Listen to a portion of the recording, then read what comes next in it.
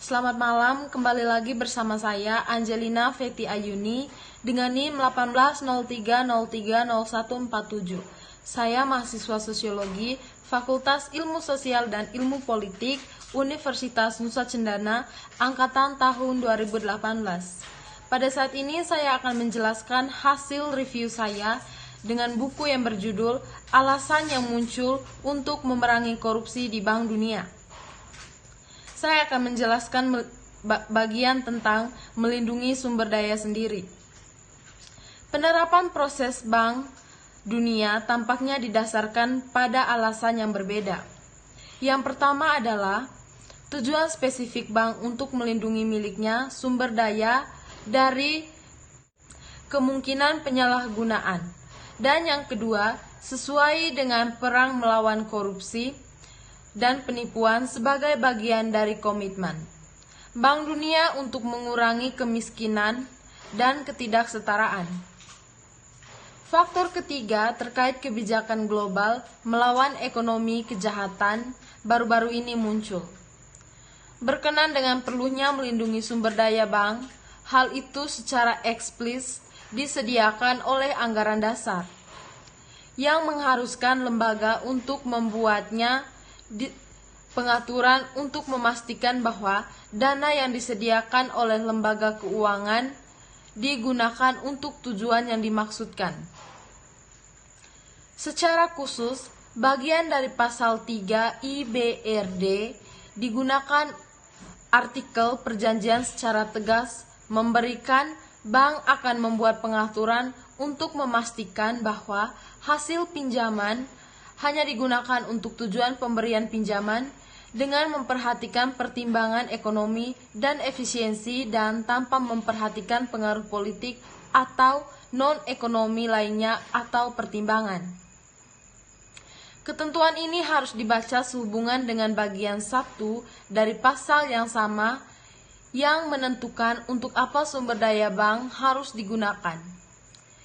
Ini menyatakan bahwa sumber daya dan fasilitas bank akan digunakan secara eksklusif untuk kepentingan anggota dengan pertimbangan yang adil terhadap proyek untuk pengembangan dan bank untuk memastikan bahwa pinjaman tersebut benar digunakan hanya untuk tujuan pembuatannya. Bank juga harus memverifikasi itu pertimbangan ekonomi dan efisiensi terpenuhi, tetapi tidak harus melalui penawaran kompetitif internasional dan bahwa sumber daya digunakan tanpa memperhatikan untuk pengaruh politik atau non-ekonomi lainnya. Keadaan di mana dana yang disediakan oleh bank dapat dialihkan dari mereka, tujuan asli mewakili pertanyaan yang menjengkelkan yang secara tradisional terkait dengan kemungkinan penggunaan sumber daya bank untuk tujuan militer.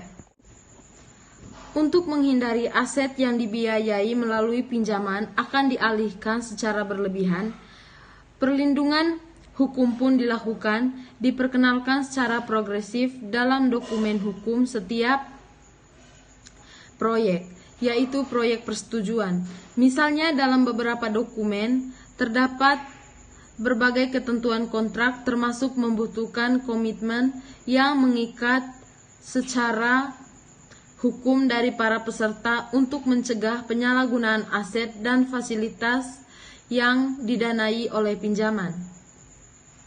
Namun perlindungan hukum yang mungkin dimasukkan dalam perjanjian tidak bisa menjamin perselindungan mutlak terhadap penyalahgunaan yang disediakan oleh bank. Akibatnya, adopsi sistem melalui lembaga keuangan dapat memberikan sanksi kepada individu dan badan hukum itu menggunakan dana yang diterima dengan cara yang tidak jujur.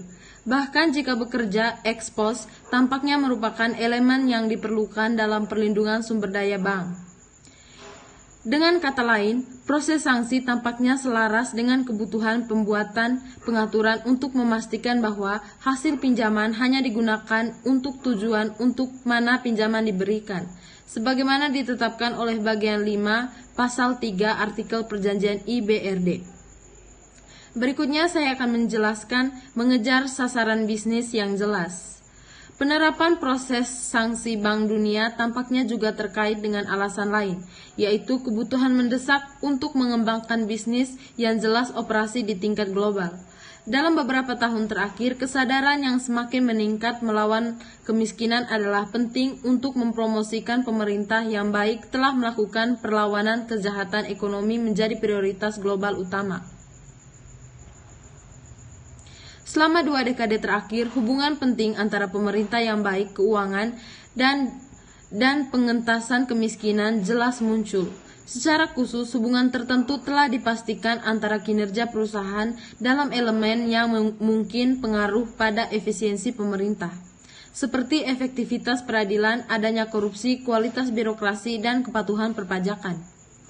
Dalam studi utama dilakukan oleh kelompok riset pembangunan Bank Dunia, efek dari beberapa dimensi pemerintah seperti stabilitas politik, ketiadaan kekerasan, efektivitas pemerintah, kualitas peraturan, supremasi hukum, dan kontrol korupsi dipantau meliputi 150 negara.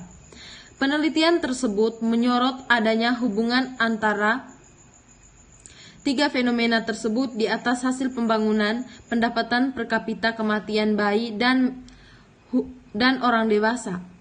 Secara khusus, penulis menemukan bahwa peningkatan tata kelola membawa hasil yang berarti penghargaan dalam hal hasil pembangunan. Jenis penelitian tersebut yang telah mengangkat tumbuhnya kesadaran akan hubungan proporsional langsung yang ada antara yang lemah pemerintah dan kemiskinan.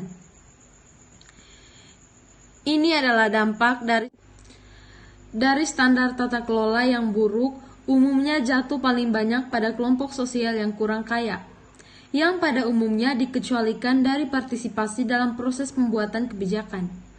Menetapkan aturan untuk pengelolaan ekonomi yang baik dan mekanisme ekonomi yang memadai adalah di antara reformasi yang disarankan untuk dilaksanakan dalam rangka meningkatkan kualitas hidup masyarakat orang fakir. Cara sektor keuangan bersinggungan dengan korupsi di global tingkat serta tingkat dunia masih kabur. Namun, apa yang dimiliki muncul dengan beberapa kejelasan adalah bahwa sistem yang dilalui keuangan internasional lembaga secara tradisional melakukan kegiatan perdanaan mereka, terutama dikaitannya dengan negara berkembang, tampaknya menjadi salah satu potensi masalah Indonesia. Korupsi dalam komunitas seperti itu. Tidak ada keraguan bahwa korupsi tetap menjadi masalah serius bagi sebagian besar negara tempat bank mengeluarkan masalah pinjamannya. Hal ini menimbulkan pertanyaan tentang apakah praktik pemberian pinjaman, bahkan regulasi selanjutnya lebih lanjut, situasi seperti diperburuk oleh identifikasi beberapa struktural. Situasi seperti itu diperburuk oleh identifikasi lingkungan bank, model operasional, struktur tata kelola, kapasitas pengawasan, staf dan kontraktor, struktur insentif, norma birokrasi, motivasi politik, dan status badan investigasi internal identifikasi perang melawan kejahatan ekonomi sebagai prioritas investigasi internal, identifikasi perang melawan kejahatan ekonomi sebagai prioritas utama di tingkat internasional, telah membuat perjanjian dengan tidak etis atau sebaliknya partai korup yang secara politik tidak dapat diterima oleh pemerintah dan organisasi internasional. Sikap kontras tanpa kompromi global seperti itu telah meningkatkan setelah krisis keuangan baru-baru ini. Karena krisis itu sendiri dan penghematan berikutnya, pemerintah telah didorong untuk memberikan prioritas mendesak untuk memerangi pelaku kejahatan keuangan, misalnya korupsi dan penggelapan pajak. Bagaimana kombinasi dari dua faktor yang disebutkan di atas, kesadaran bahwa tata pemerintah yang baik merupakan elemen kunci dan mengurangi kemiskinan, akhirnya mendorong bank untuk melakukannya. Bekerja dengan pemerintah, bisnis, dan masyarakat sipil untuk mempromosikan etika dan transproses pemerintah induk mendukung akuntabilitas publik dan mengurangi korupsi. Secara khusus, masalah umum pertama yang adalah perlunya menjaga integritas kontraknya, karena situasinya bahwa pinjaman Bank Dunia diberikan melalui perjanjian formal. Pengamanan integritas kontrak telah menjadi salah satu tujuan utama bank. Faktanya, perjanjian tersebut mungkin dipengaruhi oleh beberapa penyebab yang berpotensi menempatkan mereka integritas berisiko, seperti ketidakjelasan proses pemberian kontrak dan kontrak implementasi, kerahasiaan kontrak, dan kerentanan yang melekat pada perjanjian. Secara khusus, untuk mencapai tujuan tersebut, bank telah mengembangkan pendekatan multi-level yang mencakup upaya untuk mempromosikan pemerintah yang memadai baik secara lokal maupun tingkat global, untuk meningkatkan uji tunas proyek, entitas pelaksanaan, dan menjatuhkan sanksi terhadap pelaku kejahatan. Berikutnya saya akan menjelaskan tentang pendekatan bertingkat dalam memerangi korupsi, mempromosikan tata kelola yang baik di tingkat domestik. Berkenan dengan promosi proses administrasi yang akuntabel dan transparan dan institusi, bank telah membuat komitmen yang kuat untuk membantu pemerintah dalam hal upaya untuk meningkatkan perilaku etis dan pemberian layanan yang efektif. Secara khusus, file lembaga keuangan berfokus pada dua bidang utama. Di satu sisi, tujuan kegiatannya dalam memperkuat sistem manajemen sektor publik dalam cabang eksekutif, termasuk pengelolaan keuangan publik dan pekerjaan publik. Di sisi lain, mereka memiliki tujuan untuk meningkatkan lingkungan tata kelola yang lebih luas di dalamnya. Upaya bank ini termasuk dalam apa yang disebut kebijakan manajemen sektor publik yang diadopsi oleh lembaga keuangan untuk mencapai tujuan tersebut. Ini terdiri dari peningkatan hasil sektor publik dengan mengubah cara pemerintah kerja. Dengan kata lain, ketika bank mengatur pinjaman di suatu negara, itu dengan sengaja mencoba mengubah struktur dan proses dalam sektor publik.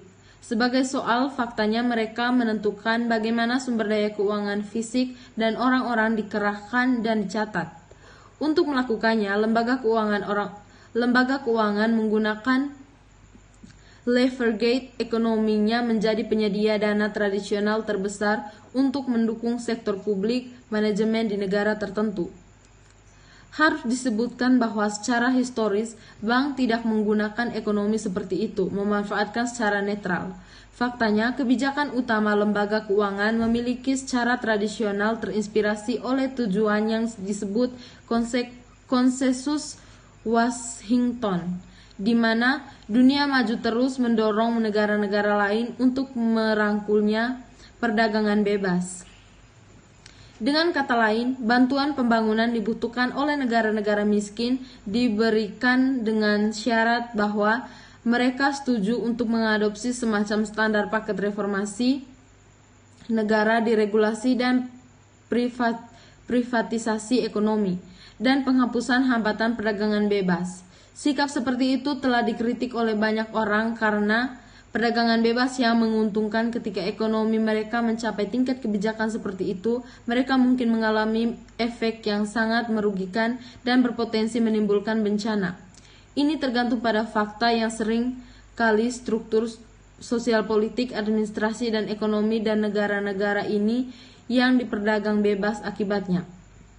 Adopsi kebijakan berdasarkan pada konsekuensi Washington mungkin menyebabkan peristiwa dramatis seperti kejengkelan fenomena kutukan sumber daya, penghancuran sektor-sektor utama ekonomi.